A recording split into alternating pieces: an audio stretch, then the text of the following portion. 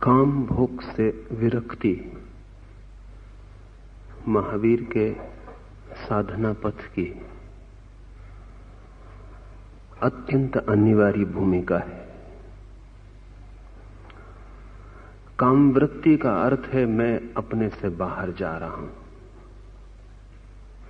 काम वृत्ति का अर्थ है मेरा सुख किसी और में निर्भर है।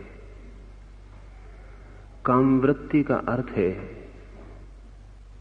मैं स्वयं अपने में पर्याप्त नहीं हूं, कोई और मुझे पूरा करने को जरूरी है। साफ है कि काम वृत्ति से घिरा हुआ व्यक्ति कभी भी मुक्त नहीं हो सकता। जब तक दूसरा मेरे सुख का कारण है तब तक दूसरा ही मेरे दुख का कारण भी होगा, और जब तक दूसरा मेरे जीवन का कारण बना है तब तक मैं स्वतंत्र नहीं हूं। जब तक हम दूसरे पर निर्भर रहे चले जाते हैं तब तक स्वतंत्रता का कोई स्पर्श भी नहीं हो सकता। इसलिए काम वृत्ति मौलिक बंधन है, और जो काम वृत्ति से विरक्त हो जाता है वो अनिवार्यतया अपनी ओर मुड़ना शुरू हो जाता है। लेकिन लोग काम वृत्ति से विरक्त क्यों नहीं हो पाते? सुख की झलक दिखाई पड़ती है, सुख कभी मिलता नहीं। दुख काफी मिलता है, लेकिन सुख की आशा में आदमी झेले चला जाता है।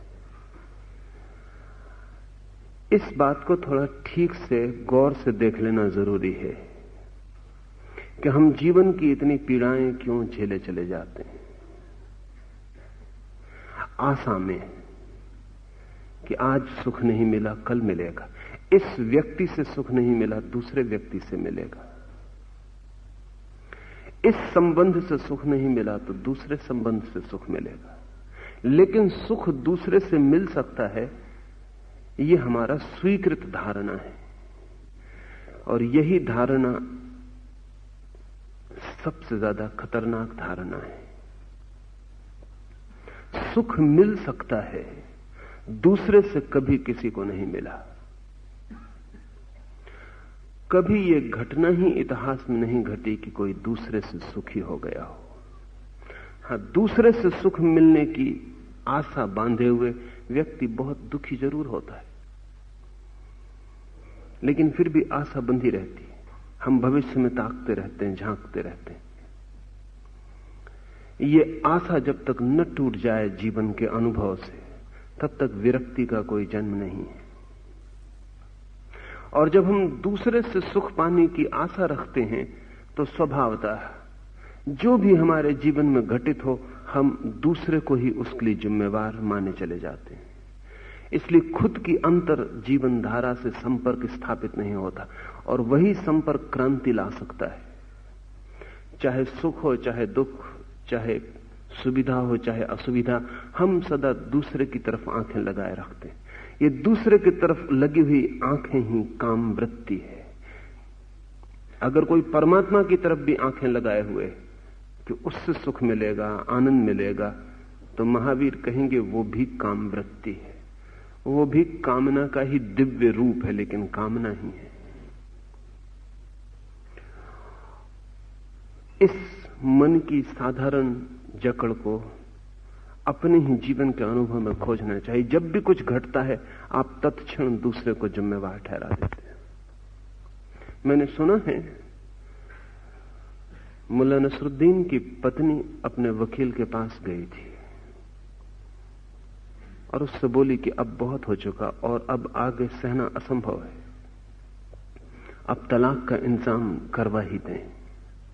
उसके वकील ने पूछा कि क्या ऐसा क्या कारण आ गया? तो उसने कहा कि मुल्ला नसरुद्दीन अब इस विश्वासघाती है, उसने मुझे धोखा दिया है। निश्चित ही उसके दूसरे स्त्रियों से संबंध है और अब और सहना असंभव है। वकील ने पूछा कोई प्रमाण, क्योंकि प्रमाण की जरूरत होगी, और कैसे तुम्हें पता चला? उसका कोई ठीक ठीक सबूत, कोई गवाह? उसकी पत्नी ने कहा, किसी गवाह की कोई जरूरत नहीं है। I am pretty sure that he is not the father of my child.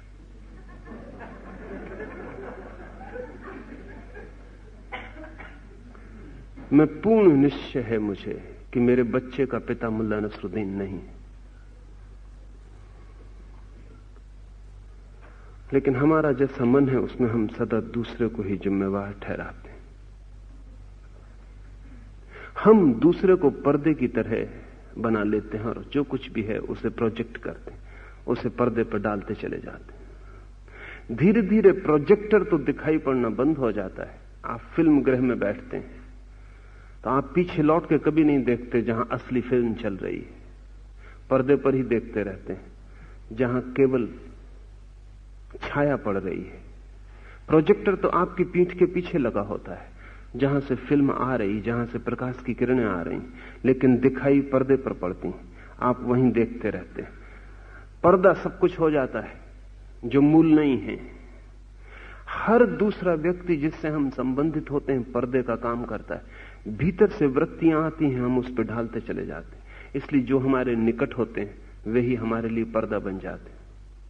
और फिर हम ये भूल ही जाते हैं कि भीतर, हमारे भीतर कुछ घट रहा है जो उनमें दिखाई पड़ता है, उनकी आंखों में, उनके चेहरों में, उनके व्यवहार में।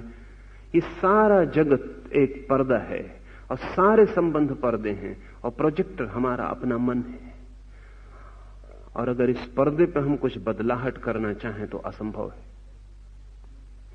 अगर कोई भी बदलाहट करनी हो तो पीछे प्रोजेक्टर को ही बदलना होगा, जहां से स्रोत है।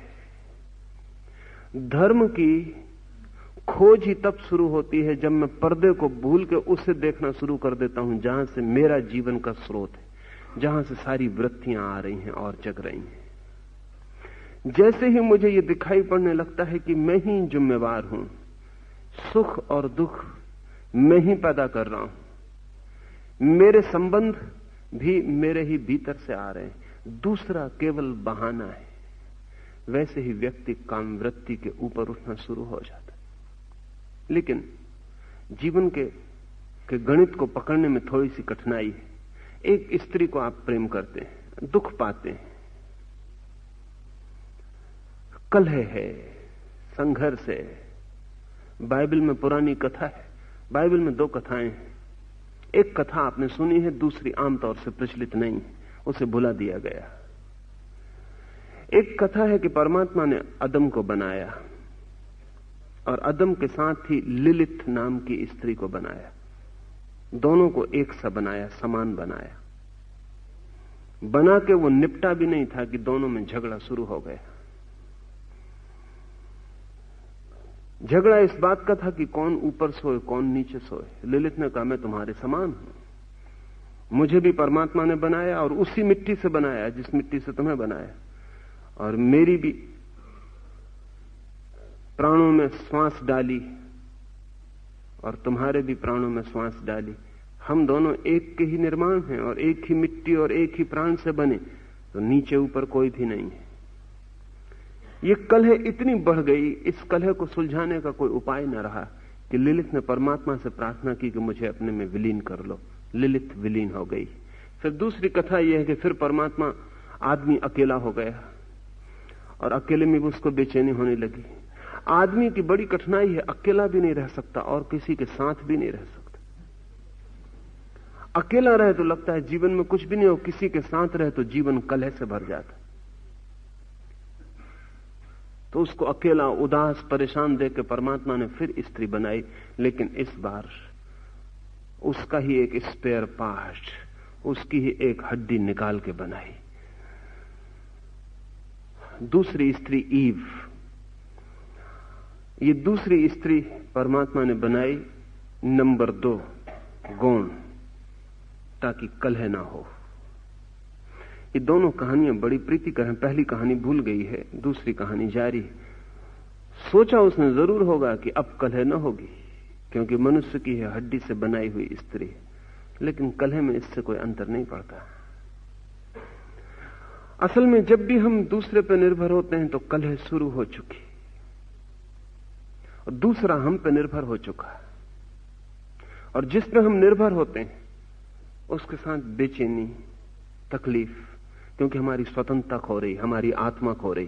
सभी संबंध आत्माओं का हनन करते हैं। जैसे हम संबंधित होते हैं कि मेरी जो निजता थी, मेरा जो अपना होना था, टू बी माई सेल्फ, वो नष्ट होने लगा।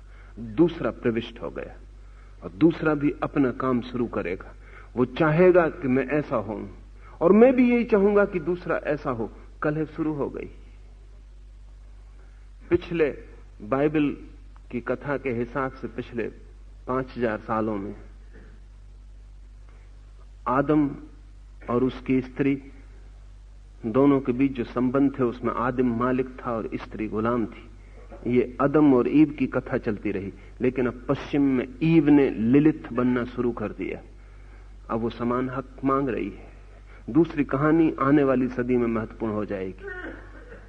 स्त्रियां यहां तक पश्चिम में दावा कर रही हैं जो बड़े महत्वपूर्ण हैं, सही भी हैं, समानता के दावे। लेकिन जैसे ही समानता खड़ी होती, कलह कम नहीं होती और बढ़ जाती।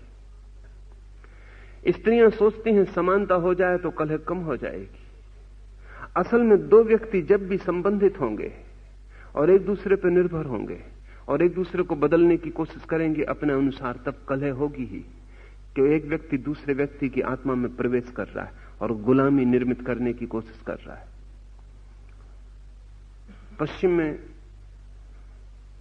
एक स्त्री जो कि एक समूह का नेतृत्व कर रही थी और पुलिस ने उस समूह पर हमला किया और उस स्त्री के पास एक स्त्री को चोट लग गई और वो स्त्री रोने लगी। तो उस स्त्री ने कहा, घबराओ मत, God is seeing everything and she will do justice. ईश्वर सब देख रहा है, लेकिन सी विल डू। ईश्वर को भी ही कहना पश्चिम में स्त्रियों ने बंद कर दिया है, क्योंकि वो पुरुष सूचक है। स्त्री भी, परमात्मा भी स्त्री है और पुरुषों ने जाति की है अब तक उसको पुरुष कहकर। कल है आखिरी सीमा पर पश्चिम में आके खड़ी है, जहां परिवार पूरी तरह टूट जाने को है। लेकिन परिवार पूरी तरह टूट जाए इससे कलह बंद नहीं होती, कलह सिर्फ फैल जाती। एक स्त्री से न होकर बहुत स्त्रियों से होने लगती। संबंध के भीतर कलह क्यों है, इसे थोड़ा समझ लेना जरूरी। और संबंध को हम कैसा ही बनाएं, कलह होगी। महावीर का क्या सूत्र है इस कलह के बाहर जाने का? महावीर कहते हैं कलह दूसरे के कारण नहीं है, कलह मेरी ही कामना के कारण है। अगर ऐसा संबंध कोई हो सके जहां दोनों ही व्यक्ति काम वृत्ति से भरे हुए नहीं, तो कलह विदा हो जाएगी। अगर जरा सी भी काम वृत्ति मौजूद है तो कलह जारी रहेगी। जो आदमी दूसरे से सुख या दुख पाने की कोशिश कर रहा है, या स्त्री सुख दुख पाने की कोशिश कर रहे हैं, वे दुख में और पीड़ा में और नरक में अपने को उतार ही रहे हैं। क्योंकि महावीर कहते हैं और सभी ज्ञानियों की सहमति है कि आनंद का स्रोत भीतर है, दूसरे की तरफ आंख रखना भ्रांति है, वहां भिक्षा पात्र फैलाना व्यर्थ है, वहां से न कुछ कभी मिला है और न मिल सकता है। इसे हम अनुभव भी करते हैं। लेकिन जब एक स्त्री से दुख पाते हैं, एक पुरुष से दुख पाते हैं, तो हम सोचते हैं कि ये स्त्री गलत है, ये पुरुष गलत है। इतनी बड़ी पृथ्वी, जरूर कोई ठीक पुरुष, कोई ठीक स्त्री होगी जिससे मेरा संबंध हो तो ये पीड़ा न होगी। यही सारी भूल का गणित है। और हम कितनी ही स्त्रियों को बदलते चले जाएं तो भी पृथ्वी बड़ी है, और कितने ही पुरुषों को बदलते चले जाएं पृथ्वी बड़ी है। स्त्रियां सदा बाकी रहेंगी, पुरुष सदा बाकी रहेंगे, और वो भ्रांति कायम रहेगी कि शायद कोई न कोई पुरुष, कोई न कोई स्त्री हो सकती थी जिससे मेरा संबंध स्वर्ग बन जाता। वो कभी नहीं हुआ है, वो कभी होगा भी नहीं। लेकिन आशा को उपाय है और वो आशा भटकाए चली जाती। जब तक ये आशा न टूट जाए, जब तक एक स्त्री का अनुभव स्त्री मात्र का अनुभव न समझ लिया जाए, और जब तक एक पुरुष का अनुभव पुरुष मात्र का अनुभव न बन जाए, जब तक एक संबंध की व्यर्थता सारे संबंधों को व्यर्थ न कर दे, तब तक कोई व्यक्ति काम वृत्ति से ऊपर नहीं उठता। हम कभी भी पूरा अनुभव नहीं कर पाते, पूरा अनुभव कर भी नहीं सकते। विज्ञान तक जो कि सार्वभौम यूनिवर्सल नियम खोजने की कोशिश करता है, वो भी पूरे अनुभव नहीं कर पाता। और संदेह जो लोग करते हैं वो किए जा सकते हैं। डेविड ह्यूम ने, बहुत कीमती विचारक हुआ इंग्लैंड में, उसने संदेह किया है विज्ञान के ऊपर। डेविड ह्यूम कहता है कि विज्ञान कहता है कहीं भी पानी को गर्म करो 100 डिग्री पे पानी भाप बन जाएगा, लेकिन ह्यूम कहता है क्या तुमने सारे पानी को भाप बना के देख लिया है? क्या तुमने सारे जगत के पानी को भाप बना के देख लिया? तो जल्दी मत करो, क्योंकि कहीं ऐसा पानी मिल ही सकता है जो 100 डिग्री पे भाप न बने। और ये वैज्ञानिक नहीं है घोषणा, तुमने जितने पानी को बना के देखा उतने पानी के बाबत कहो कि ये भाप बन जाता है 100 डिग्री पर, लेकिन शेष पानी बहुत है। उस पानी के संबंध में तुम्हारा कोई भी घोषणा अवैज्ञानिक है। बात तो वो ठीक कह रहा है। विज्ञान की भी सामर्थ्य नहीं कि वो सारे पानी को पहले भाप बना के देखे। 10-50 हजार बार प्रयोग दोहराया जा सकता है और फिर विज्ञान मान लेता है कि असंदिग्ध है, क्योंकि सभी जगह पानी एक ही नियम का पालन करेगा। पानी का स्वभाव 100 प्रयोगों से पकड़ लिया जाता है। आप सारे पानी को भाप बनाने की जरूरत नहीं। लेकिन तर्क की तक है तो ठीक कह रहा है ह्यूम, ठीक वही मुसीबत आदमी के मन की भी है। एक स्त्री का अनुभव स्त्रीण तत्व का अनुभव है, लेकिन हम समझते हैं ये एक व्यक्ति स्त्री का अनुभव है। गलत ख्याल है। एक एक स्त्री उसी तरह स्त्रीण तत्व का प्रतीक है जैसे एक पानी की बूंद सारे जगत के पानी का प्रतीक है। एक पुरुष सारे पुरुषत्व का प्रतीक है। जो फासले हैं, फर्क हैं, वो गौण है। मौलिक बात एक पुरुष में मौजूद है।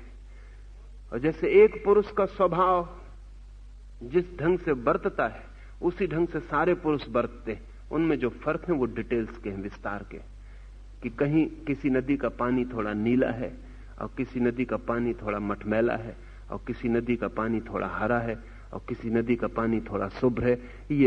ये डिटेल्स के फर्क हैं। इनसे 100 डिग्री पे पानी गर्म होगा, इसमें कोई भेद नहीं पड़ता। किसी स्त्री की नाक थोड़ी लंबी है और किसी स्त्री की नाक थोड़ी छोटी है, और कोई स्त्री थोड़ी गोरी है और कोई स्त्री थोड़ी काली है, इससे कोई फर्क नहीं पड़ता।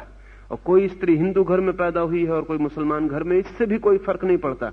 उसकी जो मौलिक स्थिति है, स्त्रीणता, वो वैसे ही है जैसे सारे जगत का पानी। एक बूंद खबर दे देती है।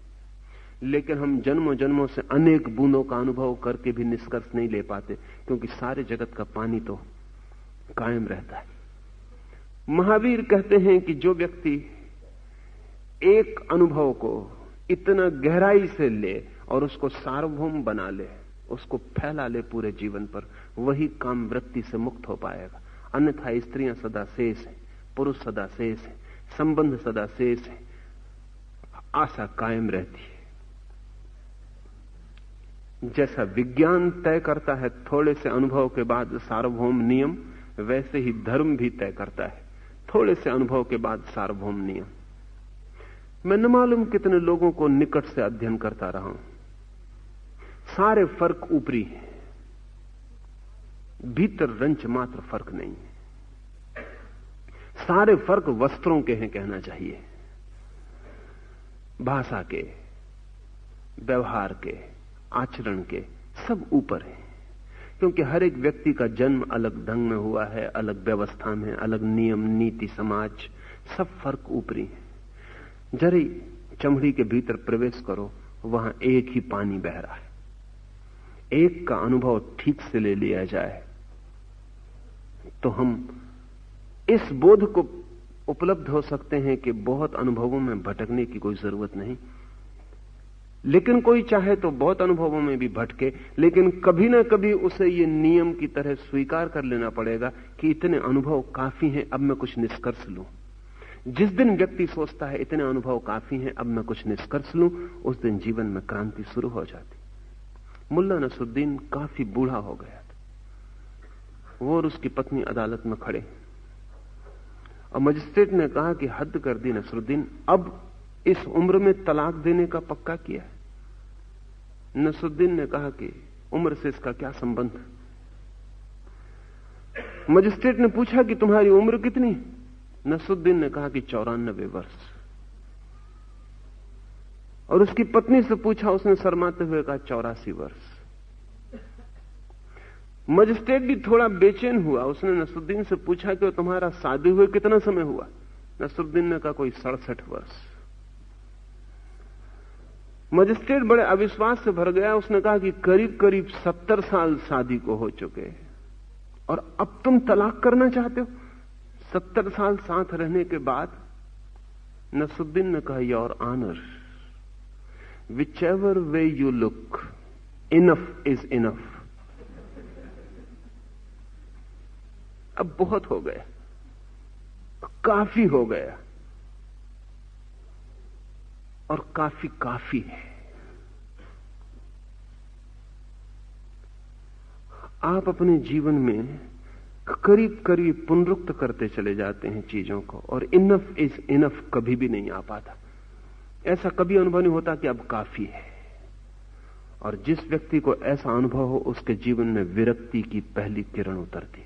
महावीर कहते हैं, जब देवता और मनुष्य संबंधी समस्त काम भोगों से साधक विरक्त हो जाता है, तब अंदर और बाहर के सभी सांसारिक संबंधों को छोड़ देता है, विरक्त हो जाता है। विरक्ति कोई आयोजना नहीं हो सकती। आप चेष्टा करके विरक्त नहीं हो सकते। अनुभव की परिपक्वता ही विरक्ति ला सकती है। आप कच्चे में ही विरक्त नहीं हो सकते।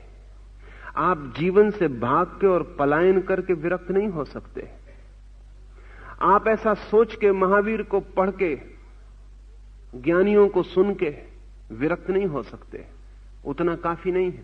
आपके अनुभव से मेल बैठना चाहिए। ज्ञानी तो कहते रहे हैं, कहते चले जाते हैं, लेकिन आपको कोई फर्क नहीं पड़ता। आप में से कुछ ना समझ कभी कभी बिना परिपक्व हुए, बिना जीवन के अनुभव से विरक्ति को निकाले, प्रभावित होकर किसी की चर्चा, विचार, तर्क से संन्यास्त हो जाते। उनका संन्यास कच्चा है और उनका संन्यास कभी भी मुक्ति नहीं बन सकेगा। उनके संन्यास का मूल आधार ही गलत है। वे जीवन से विरक्त होकर संन्यास्त नहीं बने हैं, बल्कि साधु से आसक्त होकर संन्यास्त बने हैं। इसे थोड़ा ठीक से समझ लें। साधु में बड़ा प्रभाव है। साधुता का अपना आकर्षण है। साधुता मैग्नेटिक है। उससे बड़ा कोई मैग्नेट दुनिया में होता नहीं। महावीर खड़े हों तो आप साधु हो जाएंगे, लेकिन ध्यान रहे, ये साधुता आपके अनुभव से आ रही या महावीर के आकर्षण से, प्रबल आकर्षण से। अगर महावीर के प्रबल आकर्षण से ये साधुता आ रही तो विरक्ति को थोपना पड़ेगा। जो महावीर के लिए सहज है वो हमारे लिए प्रयास होगा। सहज मोक्ष तक ले जाता है, प्रयास कहीं भी नहीं ले जाता। प्रयास सिर्फ असत्य तक ले जाता है। जिस चीज का भी हमें प्रयास कर करके थोपना पड़ता है वो झूठ हो जाती है। हमारा पूरा जीवन इसी तरह झूठ हो गया, प्रयास कर करके। मां कह रही कि मैं तेरी मां हूं, प्रेम करो, तो बेटा प्रयास करके प्रेम कर रहा है। बाप कह रहा है मैं तेरा बाप हूं, प्रेम करो, तो बेटा प्रयास करके प्रेम कर रहा है। जिस दिन उसके जीवन में प्रेम का फूल खिलता है, उस दिन वो अनायास होता। अभी ये सब प्रयास हो रहा है, और खतरा यह है कि इस प्रयास से वो इतना आवृत हो जाएगा कि उसके जीवन में प्रेम का सहज फूल कभी खिल ही ना सकेगा। इस दुनिया में हजारों में कभी एक आध आदमी प्रेम को उपलब्ध हो पाता, 999 नष्ट हो जाते। वो बीज कभी अंकुरित ही नहीं होते, क्योंकि इसके पहले कि बीज से अंकुर फूटता, उन पर जबरदस्ती थोप थोप के कुछ चीजें लाद दी गई जिनकी वो चेष्टा करने लगे। फिर चेष्टा इतनी प्रगाढ़ हो जाती कि सहजता को जन्मने का मौका नहीं रहता। सहज और चेष्टा में विपरीतता है। एक विरक्ति है जो आपके अनुभव से आती, जीवन के दुख का प्रगाढ़ अनुभव, जीवन की पीड़ा का प्रगाढ़ अनुभव, जीवन की व्यर्थता की प्रतीति स्पष्ट आपके ही जीवन और बोध में। महावीर के वचन और बुद्ध के वचन काम कर सकते हैं कि आपके अनुभव को सही साबित करें, गवाह बन जाएं, तब तो ठीक है। कि आपने अपने जीवन में जो जाना, उनके वचनों से आपको लगा कि ठीक आपने अपने जो जीवन में जाना था, महावीर भी वही कह रहे हैं कि जीवन व्यर्थ है। ये आपकी प्रतीति पहले थी, महावीर केवल गवाही हैं। इस फर्क को थोड़ा ठीक से समझ लें। वो सिर्फ एक विटनेस हैं, उनका कहना भी आपके ही अनुभव को प्रगाढ़ कर रहा है, तो विरक्ति जो आप में खिलेगी वो अनायास होगी, सहज होगी, उसकी सुगंध अलग है। और अगर महावीर आपको आकृष्ट कर लेते, उनका आनंद, उनकी शांति, उनका उठना, उनका बैठना, उनका मोहक जादू भरा व्यक्तित्व, वो आपको आकर्षित कर लेता, तो आप उस आसक्ति में अगर संसार से विरक्त होते हैं तो आप कच्चे ही टूट जाएंगे और आप बुरी तरह भटकेंगे, क्योंकि आपके जमीन के नीचे, आपके पैर के नीचे जमीन नहीं है। और ये विरक्ति झूठी है, सच में तो ये एक नई तरह की आसक्ति है, गुरु की आसक्ति है, ज्ञानी की आसक्ति है, तीर्थंकर, पैगंबर, अवतार की आसक्ति है। और ध्यान रहे, कोई स्त्री क्या आकर्षित करेगी किसी पुरुष को, कोई पुरुष क्या आकर्षित करेगा किसी स्त्री को, जैसा कि एक तीर्थंकर लोगों को आकर्षित कर लेता। नहीं कि वो करना चाहता है, उसका होना ही, उसकी मौजूदगी चुंबक की तरह आपको खींचने लगती। जो व्यक्ति किसी से प्रभावित होकर धार्मिक हो जाता है, वो धार्मिक होने का अवसर खो देता है। बहुत सचेत होने की जरूरत है, और जब तीर्थंकरों, पैगंबरों के करीब से गुजरने का मौका मिले तब तो बहुत सचेत होने की जरूरत है, तब बहुत सावधान होने की जरूरत है। नहीं तो खाई से निकले और गड्ढे में गिरे, कोई फर्क नहीं रह जाता। मोह नए ढंग से पकड़ लेता है, आसक्ति नए ढंग से पकड़ लेती। अगर आपके अनुभव में ऐसी रेखा आ गई है कि जीवन सिर्फ दुख है, बहुत लोगों को लगता है कि जीवन दुख है, लेकिन उनके लगने से विरक्ति पैदा नहीं होती। क्या कारण होगा? आपको भी बहुत बार लगता है जीवन दुख है, लेकिन ऐसा नहीं लगता कि जीवन का स्वभाव दुख है। आपको ऐसा लगता है कि मैं असफल हो गया इसलिए दुख, कि ठीक परिवार न मिला, ठीक जगह न मिली, ठीक समय न मिला, सहयोग न मिला, संगी साथी न मिले, प्रेमी न मिले, मैं असफल हो गया इसलिए जीवन दुख है। जीवन दुख है ऐसा आपको नहीं लगता, अपनी असफलता मालूम पड़ती, क्योंकि कई लोगों का जीवन सुख मालूम होता है। ये बड़े मजे की बात है कि अपने को छोड़कर सभी का जीवन लोगों को सुख मालूम पड़ता है, और ये सभी को ऐसा है। खुद को छोड़ के सब लगते हैं कि लोग सुखी, कैसे मुस्कुराते, आनंदित, सड़कों पर गीत गाते चल रहे हैं। एक मैं दुखी हूं, मगर यही प्रतीति सबकी है। बहुत लोग हैं जो आपको भी सुखी मान रहे हैं, बहुत लोग आपसे ईर्ष्या कर रहे हैं।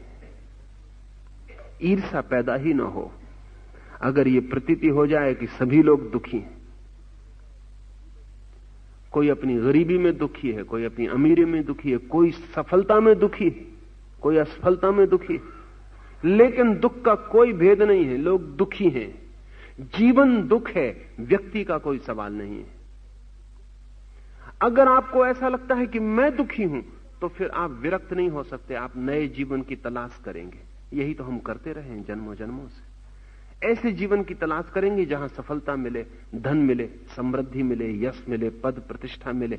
इस बार चूक गए, कोई हर्जा नहीं, अगली बार नहीं चूकेंगे। जीवन व्यर्थ नहीं होता, एक जीवन व्यर्थ होता है, लेकिन हम दूसरे जीवन की तलाश में निकल जाते हैं। पुनर्जन्म का सूत्र यही है कि हमारी वासना जीवन से नहीं छूटती। एक जीवन व्यर्थ होता है तो दूसरे जीवन को पकड़ती, दूसरा व्यर्थ होता है तो तीसरे को पकड़ती। अंतहीन है ये श्रृंखला।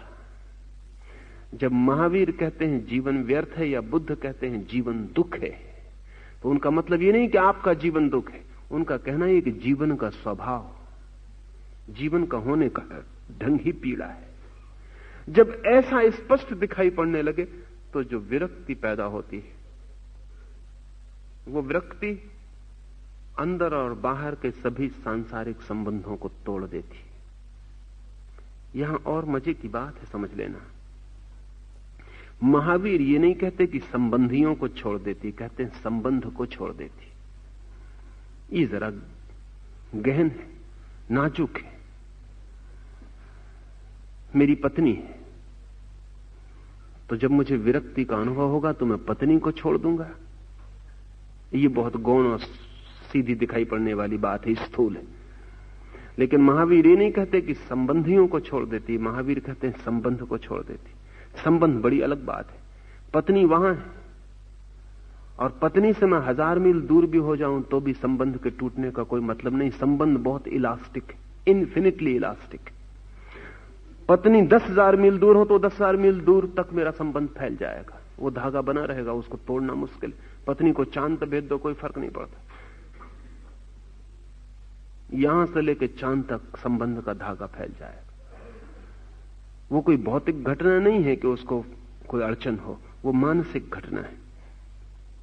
शायद पत्नी दूर हो तो संबंध ज्यादा भी हो जाए, अक्सर तो ऐसे होता लोगों को। पत्नी को फिर से प्रेम करना हो तो मायके भेज देना जरूरी होता। थोड़ा फासला हो फिर रस भर आता है, थोड़ा फासला हो फिर आकांक्षा जगाती। व्यक्ति दूर हो तो उसकी बुराइयां दिखना बंद हो जाती और भलाइयों का ख्याल आने लगता है। व्यक्ति पास हो तो बुराइयां दिखती हैं और भलाइयां भूल जाती। थोड़ा फासला चाहिए, ज्यादा फासला कभी कभी हितकर हो जाता है। ये महावीर कहते हैं संबंध ही नहीं, संबंध छूट जाते। वो जो मेरे भीतर से निकलता है धागा संबंध का, वो गिर जाता है। पत्नी अपनी जगह होगी, मैं अपनी जगह होऊंगा। कोई घर से भाग जाना भी आवश्यक नहीं है, लेकिन बीच से वो जो पति और पत्नी का पागलपन था वो विदा हो जाएगा। वो जो पजेस करने की धारणा थी वो छूट जाएगी। वो जो दूसरे का शोषण करने की व्यवस्था थी वो टूट जाएगी। दूसरे से सुख या दुख मिलता है वो भाव गिर जाएगा। पत्नी पहली दफा एक व्यक्ति बनेगी और मैं भी पहली दफा एक व्यक्ति बनूंगा जिनके बीच खुला आकाश है, कोई संबंध नहीं,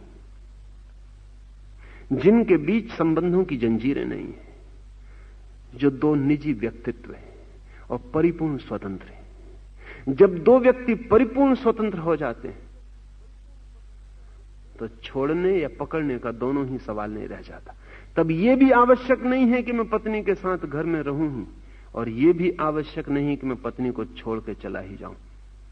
दोनों घटनाएं घट सकती हैं। जनक घर में ही रह जाते, महावीर घर छोड़ के चले जाते। ये व्यक्तियों पर निर्भर होगा, लेकिन इसको थोड़ा समझ लेना जरूरी है। जो आसक्त व्यक्ति है उसके लिए समझना बहुत कठिन है। आसक्त दो काम कर सकता है, या तो जिससे आसक्त है उसके पास रहे, और अगर विरक्त हो जाए तो उससे दूर जाए।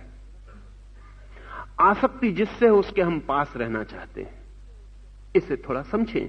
जिससे हमारी आसक्ति, हम चाहते हैं 24 घंटे उसके पास रहें, क्षण भर को न छोड़ें, और अक्सर हम अपने प्रेम को इसी में नष्ट कर लेते हैं, क्योंकि 24 घंटे जिसके साथ रहेंगे उसके साथ रहने का मजा ही खो जाएगा। और 24 घंटे जिसके साथ रहेंगे उसके साथ सिवाय कलह और दुख के कुछ भी ना बचेगा। लेकिन आसक्ति का एक स्वभाव है कि जिससे हमारा लगाव हो उसके पास ही रहें, 24 घंटे, एक क्षण को न छोड़ें।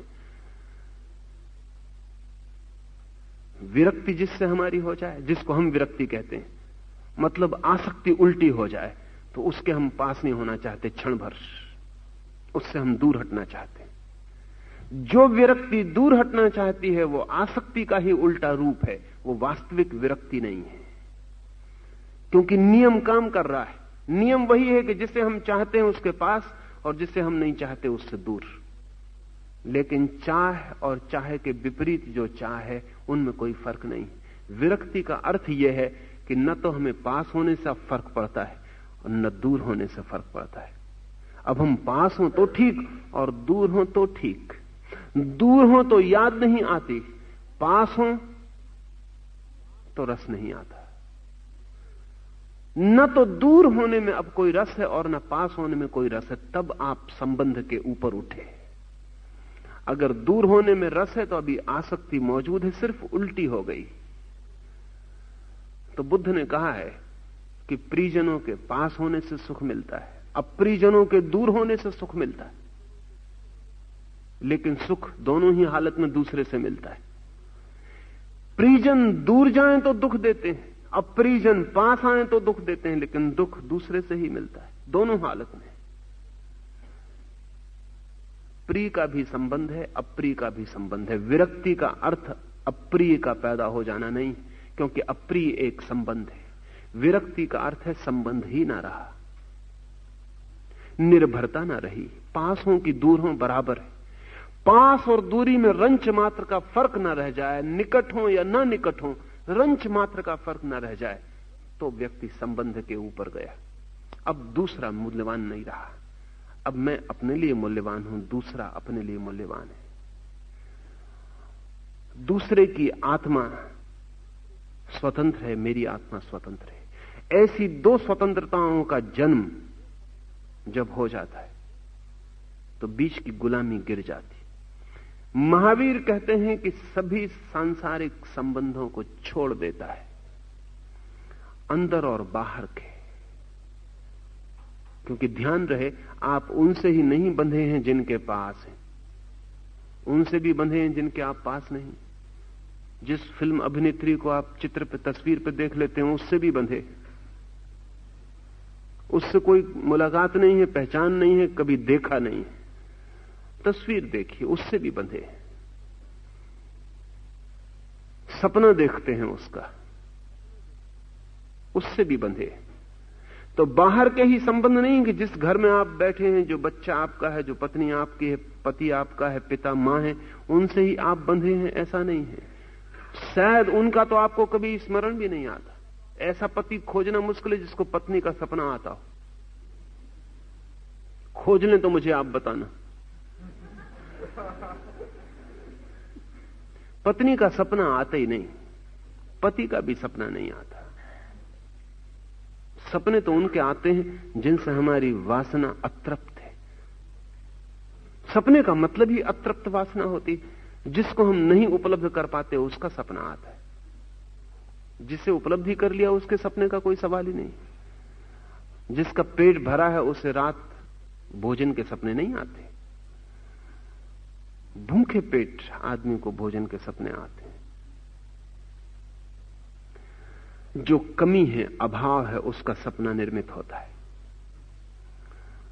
तो जो आपके पास हैं, स्थूल रूप से जिनसे आप जुड़े हैं, उनसे शायद ज्यादा जोड़ है भी नहीं, लेकिन जिनसे आप नहीं जुड़े हैं उनसे आपके सपने जुड़े और भीतरी जोड़ है। एक परिवार आपके आसपास दिखाई पड़ता है जो वस्तुता है, और एक परिवार आपके चित्त का है जो आप बना रखें, जो आप चाहते हैं कि होता, जो आपकी कामना का है, जो कभी पूरा नहीं होगा, क्योंकि पूरा होते ही वो आपकी कामना का नहीं रह जाएगा। पूरा होते ही आप दूसरा परिवार अपने आसपास बसाने लगेंगे। तो एक तो बाहर के संबंधों का जाल है और एक भीतर के संबंधों का जाल है। बायरन अंग्रेज कवि था, बहुत सी स्त्रियां उसके लिए दीवानी थी और पागल थी। जब बायरन को इंग्लैंड से निष्कासित कर दिया गया तो अनेक स्त्रियों ने आत्महत्या कर ली जिन्होंने उसे देखा भी नहीं था, तस्वीर देखी थी या कभी दूर किसी कवि सम्मेलन में भीड़ में से देखा था। उनके निकट पति के लिए वो आत्महत्या करने वाली नहीं थी, लेकिन इस आदमी से कोई संबंध नहीं था, किसी तरह का स्थूल संबंध नहीं था, लेकिन मन के जाल थे। बायरन को उनका पता ही नहीं था जिन्होंने उनके लिए आत्महत्या कर ली। जो अपने जीवन को दे सकते हैं, जरूर उनके बड़े गहरे भीतरी संबंध रहे होंगे। उनके सपनों में बायरन समाया रहा होगा। बाहर के संबंध हैं, भीतर के संबंध हैं। आप बाहर के संबंध से भाग सकते हैं, बहुत आसान है, क्योंकि घर से भाग जाने में कोई बड़ी अड़चन नहीं है, लेकिन भीतर के संबंधों से भाग के कहां जाइएगा। वो तो जब तक विरक्ति पैदा ना हो जाए तब तक भीतर के संबंध से कोई भी भाग नहीं सकता। इसलिए साधु हो जाते हैं लोग, जंगल में बैठ जाते हैं, लेकिन मन की गृहस्थी जारी रहती और फैल जाती है, सच तो और बड़ी हो जाती और रसपूर्ण हो जाती। संसार जितना रसपूर्ण अधूरे भागे साधु को मालूम पड़ता है, उतना ग्रस्त को कभी मालूम नहीं पड़ता। थोड़े दिन छोड़ के देखें, संसार से थोड़े दिन हट के देखें और आप पाएंगे कि सब चीजों में रस आना शुरू हो गया। मुल्ला नसरुद्दीन कभी कभी पहाड़ पर जाता था एकांत वास के लिए। कभी अपने मालिक को कह के जाता कि 15 दिन बाद लौटूंगा और 5 दिन में लौट आता, और कभी कह के जाता 5 दिन में लौटूंगा, 15 दिन में लौटता। तो उसके मालिक ने एक दिन पूछा कि मामला क्या है, तुम छुट्टी 15 दिन की मांगते, फिर 5 दिन में लौट क्यों आते हो? जब तय ही करके 15 दिन का गए तो तुम्हारा हिसाब क्या है? नसरुद्दीन ने कहा कि वो जरा एक भीतरी गणित है, आपकी शायद समझ में ना भी आए। पहाड़ पर मैंने एक छोटा बंगला ले रखा है और एक बूढ़ी बदशक्ल औरत को उसकी देखभाल के लिए रख दिया है, और ये मेरा गणित है। वो इतनी बदशक्ल स्त्री है कि उसके पास बैठने का भी मन नहीं हो सकता। दांत बाहर निकले हैं, हड्डी हड्डी हो गई, काफी बूढ़ी है, कुरूप है। ये मेरा नियम है कि जब मैं पहाड़ पर जाता हूं तो 1 दिन, 2 दिन, 3 दिन, 4 दिन, 5 दिन, धीरे धीरे उस स्त्री में भी मुझे सौंदर्य दिखाई पड़ने लगता है। और जिस दिन वो मुझे स्त्री सुंदर मालूम पड़ती, मैं भाग खड़ा होता हूं। मैं समझता हूं बस एकांत पूरा हो गया, अब यहां रुकना खतरनाक है। तो कभी ऐसा 15 दिन में होता है, कभी 5 दिन में हो जाता है। तो वो मेरा भीतरी हिसाब है, वो स्त्री मेरा थर्मामीटर है। जैसे ही मुझे लगने लगा कि इस स्त्री में भी रस आने लगा मुझे, कि मैं भाग खड़ा होता हूं, क्योंकि अब हद हो गई, अब यहां रुकना खतरे से खाली नहीं है, और अब मैं एकांत नहीं चाह रहा हूं, तो मैं वापस लौट आता हूं।